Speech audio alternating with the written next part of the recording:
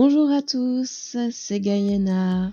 Aujourd'hui, je vais vous apprendre à faire un terrier ou une maison de hobbit, ainsi que les petites fleurs que vous voyez sur le mur. Nous allons d'abord commencer par positionner un toit. C'est un toit de pente que nous allons arrondir. Vous pouvez le prendre droit comme vous pouvez le prendre en diagonale. Pour cet exemple, nous le prendrons en diagonale. C'est important de bien le positionner selon la hauteur d'un Sims pour qu'il puisse passer dessous. Je rappelle que vous pouvez positionner un toit plus précisément en maintenant la touche Alt de votre clavier. Ensuite, nous allons poser un sol qui nous permettra de délimiter le relief vis-à-vis du toit. Si vous ne mettez pas de sol, votre relief prendra toute la toiture. Donc là, mon but, c'était de mettre la toiture au niveau du second palier.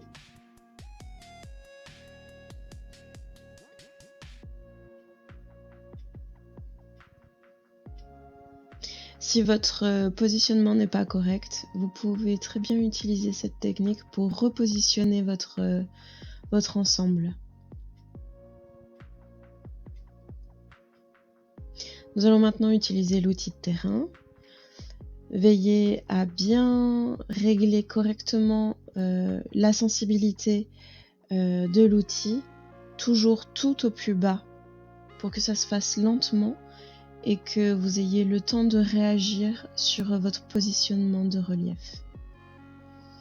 Vous voyez, c'est vraiment tout doux. Alors je tiens à préciser que j'ai quand même mis 20 minutes à réaliser l'ensemble. Donc c'est lent, ne vous inquiétez pas, c'est normal que ce soit lent. Au contraire, en fait, le relief, faut vraiment le faire tout en douceur, sinon ça va être compliqué. Vous voyez là, c'est trop abrupt, donc on va juste enlever un petit peu de sol pour que ce soit un petit peu plus sympathique au niveau du relief. Donc là, je modifie la largeur de mon curseur avec la roulette en maintenant majuscule et la roulette. Et puis du coup, comme ça, avec ça, vous pouvez augmenter et diminuer la largeur du pinceau. Vous voyez aussi que là, sans toucher les curseurs du haut et du bas, pareil, je crois que c'est en maintenant juste majuscule.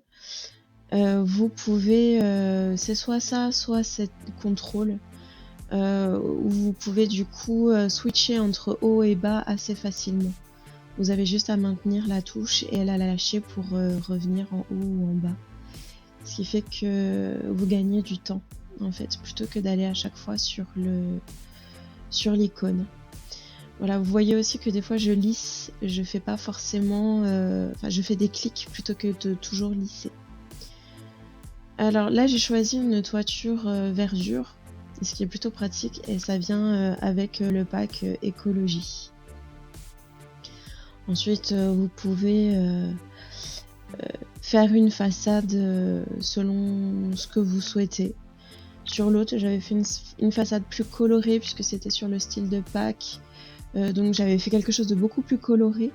Là, j'ai voulu faire quelque chose d'un petit peu plus hobbit, campagne. Voilà, c'est à vous de choisir.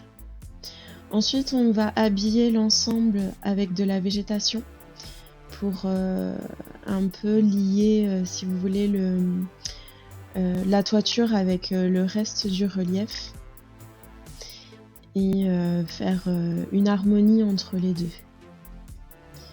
Donc le but là, c'est vraiment de superposer le plus possible la végétation pour éviter de voir une végétation qui vole. Là, si vous avez des difficultés avec la toiture, il vous suffira d'aller directement au sol et ensuite de remonter votre végétation.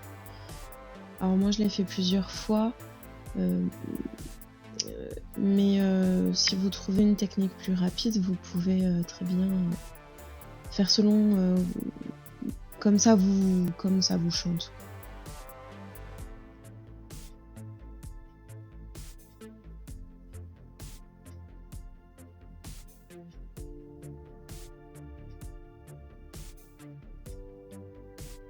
N'hésitez pas à mettre des arbustes pour combler les trous, parce que les arbustes ou les petits bosquets n'ont pas cette impression de flottement.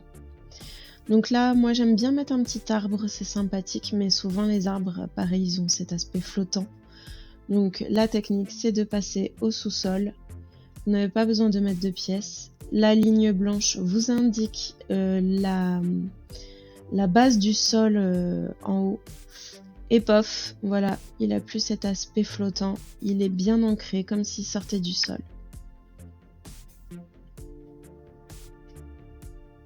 Voilà, la ligne blanche, c'est la limite de votre terrain. En sous-sol, vous la revoyez. Ça vous donne un point de repère. Pour combler aussi, vous pouvez mettre des pierres. Souvent, c'est mieux de les agrandir, comme ça vous fait moins de trous. Ça comble assez bien le flottement des végétations.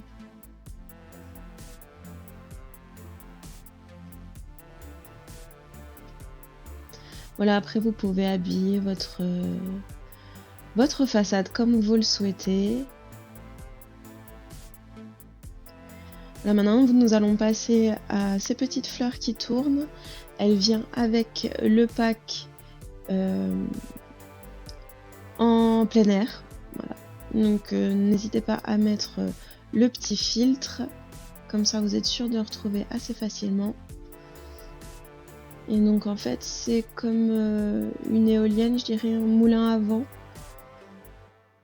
qu'on va encastrer dans le mur.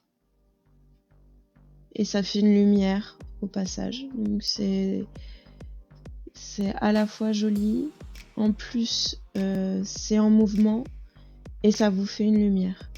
Ce qui est assez sympathique si vous voulez une déco un peu florale, un peu rigolote et colorée. Voilà, c'est tout simple. Voilà, maintenant pour que votre votre terrier, il ait un peu une utilité, on va réaliser un sous-sol. Et ce sous-sol vous permettra de faire votre maison. Alors c'est sûr que par contre, si vous souhaitez avoir de la lumière dans ce sous-sol, ça va être un peu compliqué. Hormis si vous mettez un point d'eau, grâce au point d'eau que vous aurez collé en fait à votre sous-sol, vous aurez des puits de lumière en fait à travers l'eau. Ça peut être une astuce. Ce que j'ai réalisé d'ailleurs dans la collaboration avec Erin sur notre création, notre château sur le thème de Pâques. Donc voilà, ce sera l'espace où vous pourrez mettre votre maison, où est-ce que vous pourrez aménager votre espace d'habitat. J'espère que cette astuce vous a plu et je vous retrouve plus tard pour d'autres astuces. Salut!